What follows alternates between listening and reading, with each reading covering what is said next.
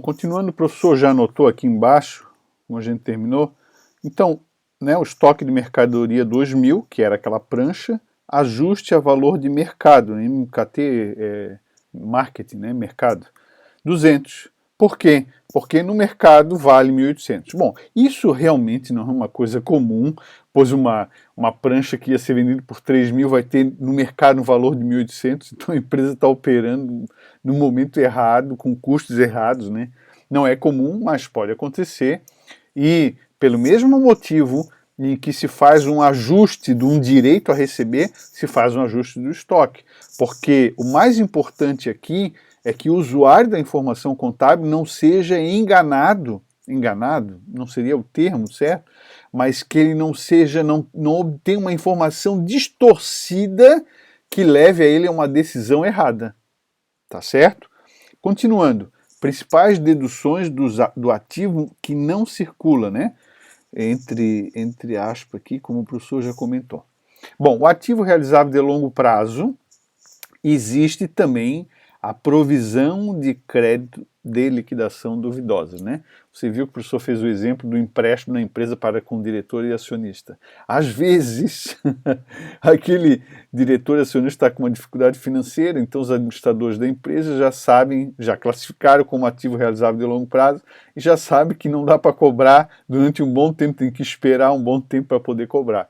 Ou às vezes até lançar mão de um ajuste àquela conta a receber para que a informação não seja distorcida, não seja publicada no balanço patrimonial de forma distorcida. Mas enfim, se a empresa também em situações de normalidade tem muitas contas a receber, duplicatas a receber de longo prazo, é natural que ela considere um percentual de devedores incobráveis, créditos de liquidação duvidosa. Importante você entender o teor do texto.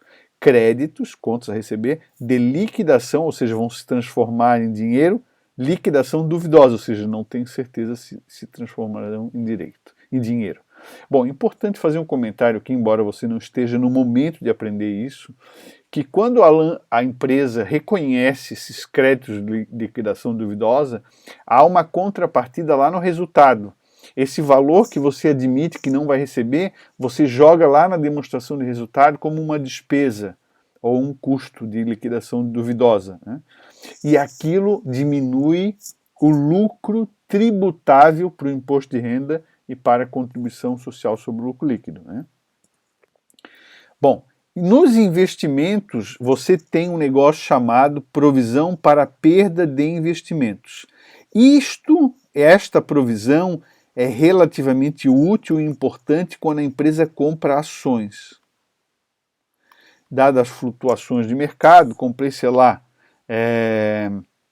500 mil reais, a empresa comprou 500 mil reais em ações da Petrobras. Aí vem o governo, mudou a ação, o valor diminuiu muito e aquilo não está mais valendo 500, está valendo 400. Então a gente reconhece essa perda, esse ajuste de perda de 100.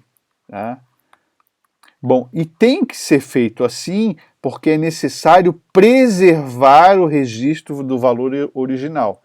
Porque aqui vocês têm duas informações úteis para tomar de decisão. Opa, investimos errado, né? Porque houve perda em razão dos investimentos errados. Isso pode acontecer, eu botei ações, mas pode num terreno, pode acontecer, né, em obra de arte e outros assim, tá?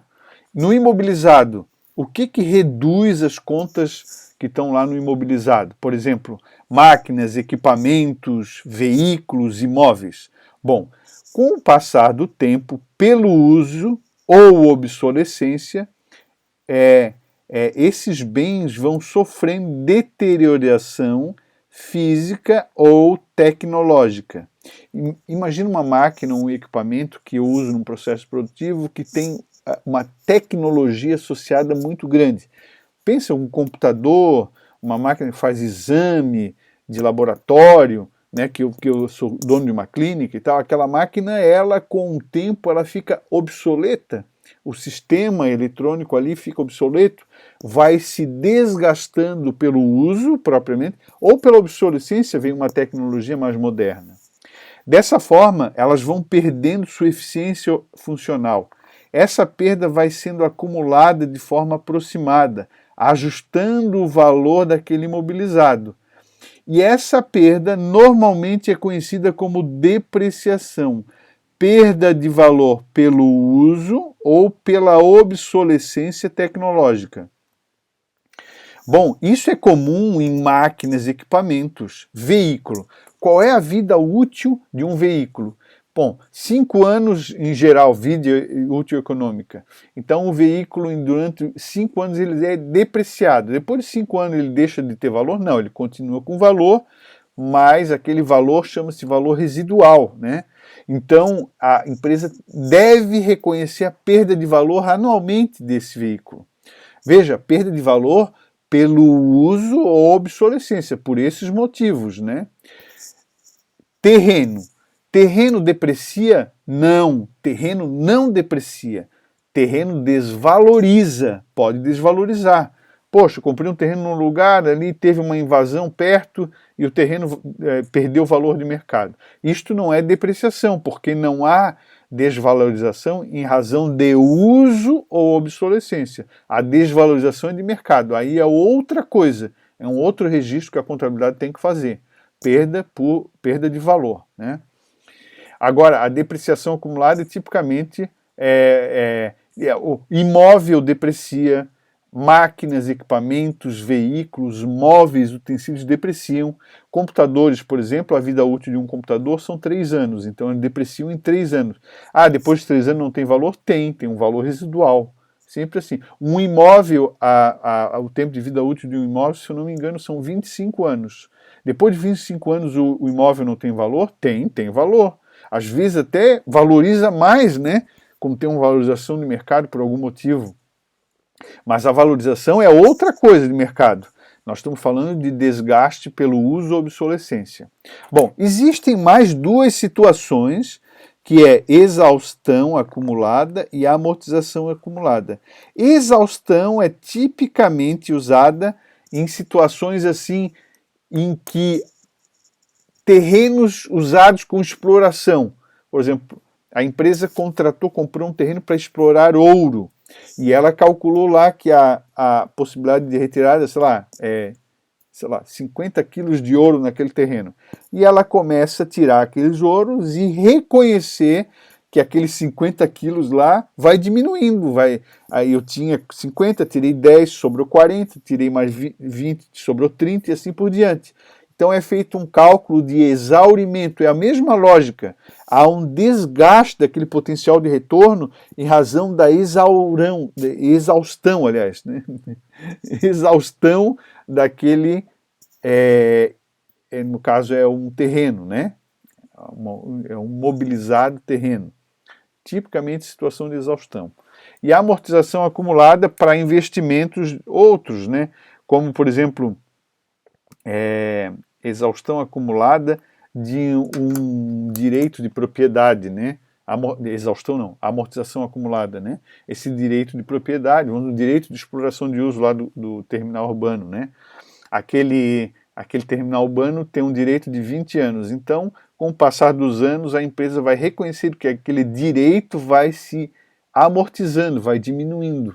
Chega lá, quando terminou os 20 anos, eles têm que participar de uma outra licitação ou alguma coisa e aquele valor que foi investido, que foi comprado aquele direito, por exemplo, ele vai diminuindo com o tempo, tá? E um outro dedução do ativo não circulante é ajuste a valor recuperável de ativo. Ajuste a valor recuperável de ativo. O que é isso? Isso aqui é um conceito moderno associado a valor justo. Valor justo do bem. Um bem que está lá, uma máquina, que gera um retorno para a empresa, vamos supor que ela foi comprada por 1 milhão, 1 milhão e ela tem uma depreciação acumulada, vamos dizer, de 200 mil, então ela está valendo contabilmente 800. Só que, Quando eu olho para o mercado, essa máquina vale no mercado 700. E o retorno que ela oferece para a empresa não dá nem 700, dá 600. Esse cálculo do retorno é feito com base em fluxo de caixa, você vai aprender isso mais para frente no curso, certo? A empresa não gera um retorno de 800, ou seja, é necessário fazer um ajuste a valor recuperável do ativo. Chama-se Impairment Test, teste de imparidade. No final dessa disciplina a gente vai falar um pouquinho sobre isso, tá? Ou seja, é um ajuste que é feito ainda mais aqui, ó. Ó, só conseguimos vender vamos botar aqui o 100 só por 700. O resultado vai dar 700. Esse aqui é o tal do ajuste a valor recuperável do ativo, tá?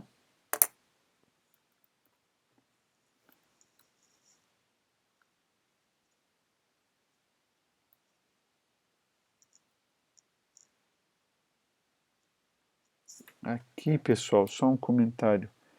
AVP não é ajuste a valor recuperável, AVP é ajuste a valor presente, tá? É outro termo, não é o caso. Aqui é valor recuperável do ativo, tá certo, que o professor explicou, só a siglinha que está errado. O ajuste a valor presente é o que eu vou explicar agora. Bom, deduções do passivo exigível e do patrimônio líquido. Existe? Existe. No passivo exigível, nós temos os juros a transcorrer. A empresa deve, para o Banco do Brasil, por exemplo,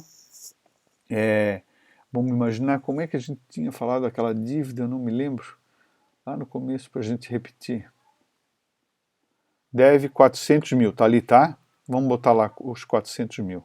A empresa deve 400 mil para o banco. Certo, deve. Quando isso? Hoje.